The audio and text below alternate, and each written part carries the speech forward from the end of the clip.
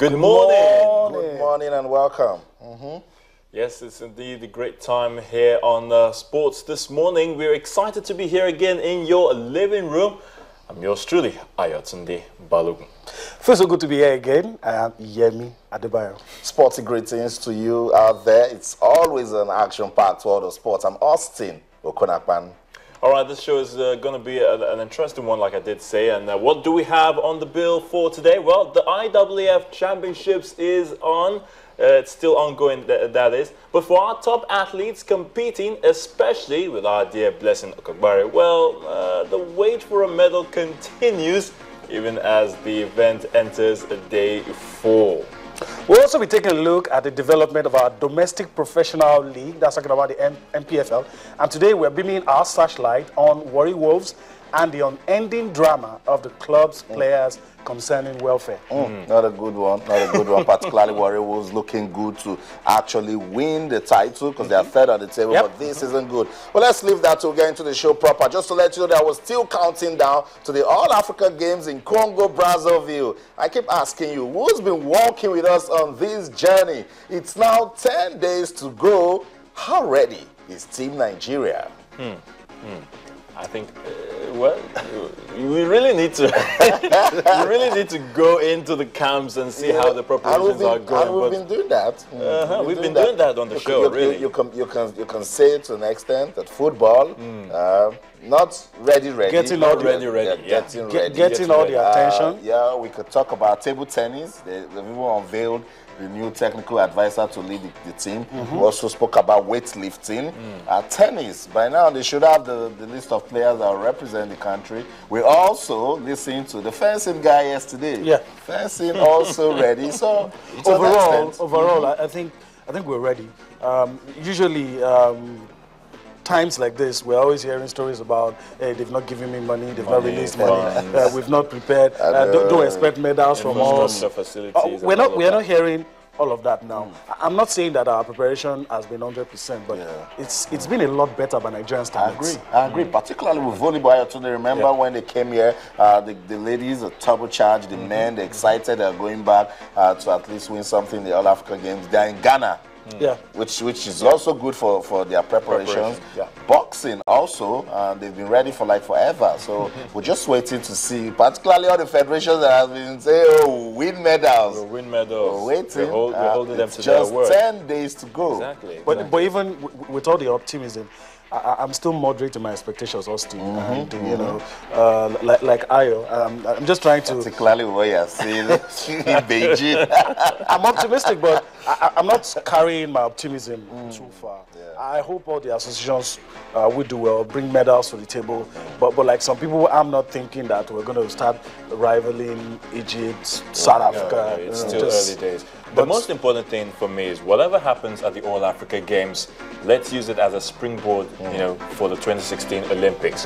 We'll have an idea of what to expect at that. Whatever problems or challenges we face or we encounter, we come back home, get our acts right, put things together in place, and those skeptics will be quick to point out that the time is not enough. For sports, you need more than 1-2 years to really, and if you didn't get it right at the All-African Games, that has fewer countries and the specialists, it's at a higher level at the Olympics. So if you cannot get it right at the All-African Games, I mean, we'll just go back to praying and hoping for luck. I told you guys how Adjusted stunned me. When he told me what he told me, I couldn't listen anymore. I had to go into deep thinking. That he met a guy in the year 2000 that was getting ready for the Olympics in Athens in 2004. Take gymnastics, for instance. Some sports where you need 13-year-olds, 14-year-olds. They pick 9-year-olds, 8-year-olds, and at the end of each Olympic year, they start grooming them. You understand? For that, because there's an age bracket where you can do that sport. So if you get out of that range, I mean, so it takes a lot. So 1 year, it's not enough time. It's not enough. I agree with you that it just shows you a picture. And you know that with that picture you can walk, but you can't walk magic. You can walk, but not magic. Because at this stage, I'm thinking for athletics, for instance, you have one team in Beijing. There should be another competitive team going to the African Games. look at Tori Bowie. When did you start hearing about Tori Bowie? Because she was somewhere being cooked up, and now she's already gotten a bronze medal at the World Championships. That's what America can do. That's what China has been doing. And if you take Jamaica, for instance, in athletics, they can give you a 4x100 that will not have Ewan Blake, that will not have Ashafa Power, that will not have Usain Bolt. That's too much. And that's the way to go. Quickly, I mean, let's just talk about Nick Kyrgios. Nick Kyrgios. News is coming about him. What's going on?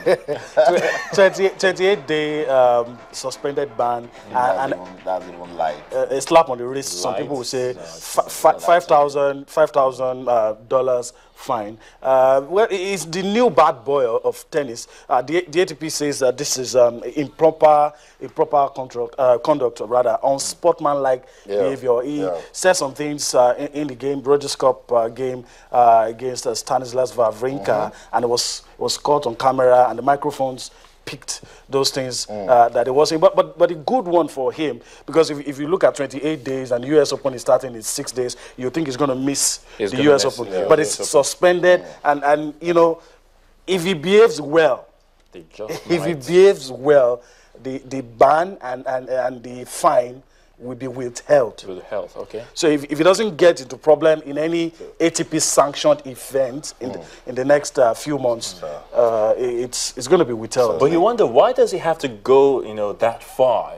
Is it some kind of a publicity stunt? Is it's just a way to get at his opponent? This is a third time. There was a game that involved him and Richard Gasquet. He was having problems with the ball people, and there was also another game where he made some comments.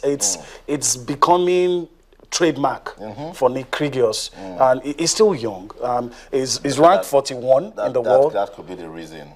Age. And again, I mean, when you can't handle pressure, Ayotunde, it's very difficult, particularly with tennis. Many times you see even Novak break the rackets. Serena Williams at some time also had an outburst with an umpire. These things so the bottom line, he must not incur any fine for physical or verbal abuse. Okay, Nick, I will wish you all the best. So if he gets to play at the US Open. Olumide Macaulay is standing by. Olumide, good morning. Welcome.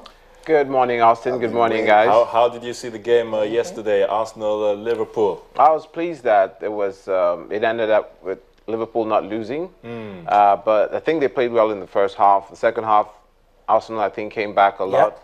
But all round, I think it was a generally good performance by Liverpool. Coutinho, he hit the woodwork twice. Yes. Oh.